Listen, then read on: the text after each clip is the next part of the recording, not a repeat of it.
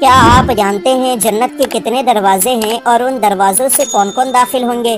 تو جنت میں 8 دروازے ہیں۔ نمبر 1 باب الصلاۃ، جس سے نمازی لوگ داخل ہوں گے۔ نمبر 2 باب الجہاد، جس سے اللہ کی راہ میں جہاد کرنے والے داخل ہوں گے۔ نمبر 3 باب الریان، جس سے روزے دار لوگ داخل ہوں گے۔ نمبر 4 باب الصدقہ، جس سے صدقہ کرنے والے اور زکوٰۃ دینے والے داخل ہوں گے۔ نمبر 5 باب الحج، جس سے حج کرنے والے داخل ہوں گے۔ نمبر 6 باب الکاظمین والعافین عن الناس، جس سے وہ لوگ داخل ہوں گے جو کہ غصہ پی جاتے تھے اور لوگوں کو معاف کر دیتے تھے۔ نمبر 7 باب المتوکلین، جس سے وہ لوگ داخل ہوں گے جو اللہ پر بھروسہ کرتے تھے۔